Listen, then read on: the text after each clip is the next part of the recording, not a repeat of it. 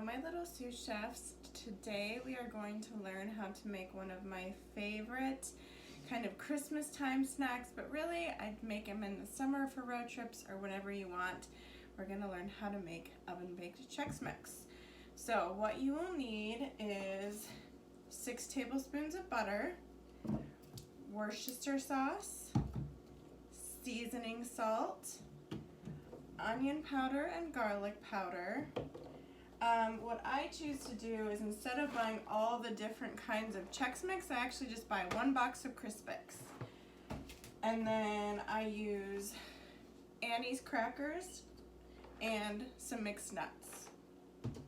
And of course the instruments you'll need is 1 big bowl for mixing everything, 1 little bowl that's microwavable so you can melt the butter, and then a measuring cup and some measuring spoons. So let's go ahead and get started. The first thing you're going to do is take the butter, and 1 stick of butter, at least this one, is 8 tablespoons. So I'm going to cut off 2 tablespoons and I will microwave it.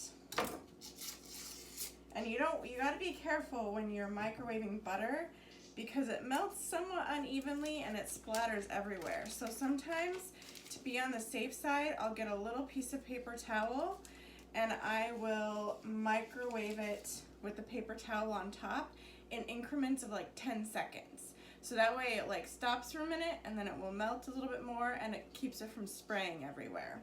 It also helps if you kind of break it up a little bit. So I'm just gonna break it on up. Okay, now the butter is completely melted. You can kind of see it in there. We're going to add the spices into the butter. So let's get out 2 tablespoons of Worcestershire sauce. We measure it out and just put it right in with the bowl of butter. So 1, 2.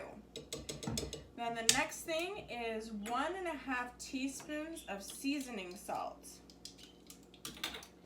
So seasoned salt.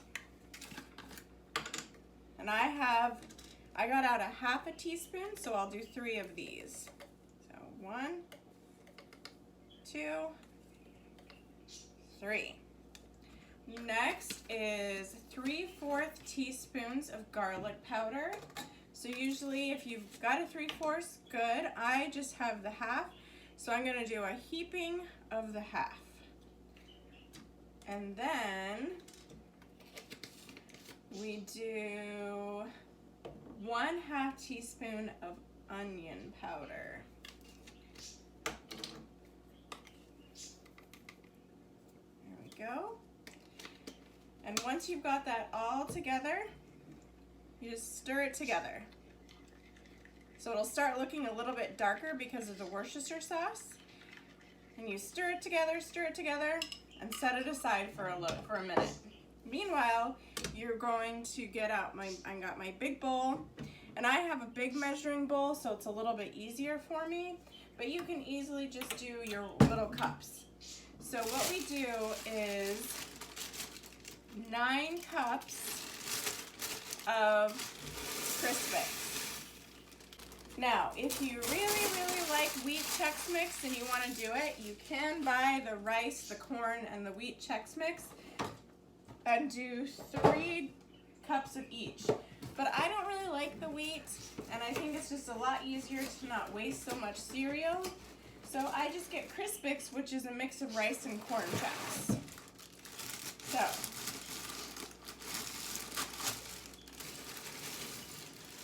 alright, so this bowl right here is 8 cups, so that's almost exactly what we need. And then I've got to do 1 more cup.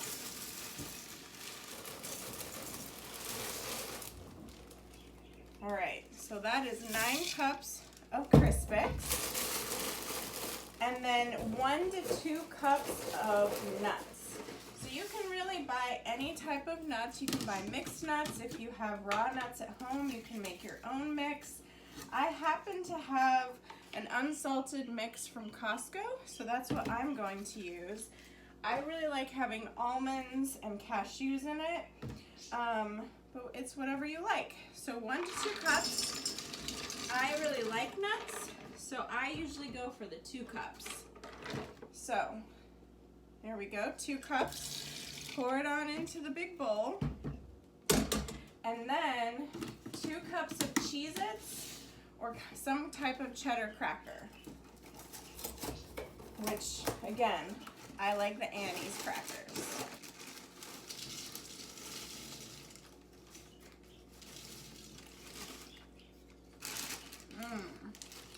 Alright, pour those on in there. So in this big bowl, I've got the 9 cups of Chex Mix, or the Crispix in my case, 2 cups of nuts, and 2 cups of cheese crackers. Then we take the melted butter mix, give it one last good stir, and then you drizzle it on top. You don't want to break up the Chex Mix or the cereal, so you've got to be really careful when you're mixing it on up. So I use a wooden spoon, and I lightly go into the sides and pull up the middle. And I do it slowly so that I don't break the cereal. And I do this, you know, maybe 6 or so times until I feel like the cereal is getting, the butter is getting covered equally amongst all the cereal. Okay? You don't have to worry about making it perfect, because as it bakes, you're also going to be mixing it every 15 minutes, and that will help it all get there.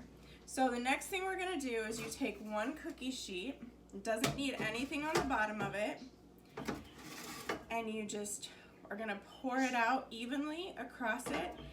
And what you do is for 1 hour, every 15 minutes, you mix it. So what I usually do is I gotta make sure in my head which of the increments, but I'll bake it for 15 minutes, stir it, put the timer for another 15 minutes, and I do that 4 times, and then it's done.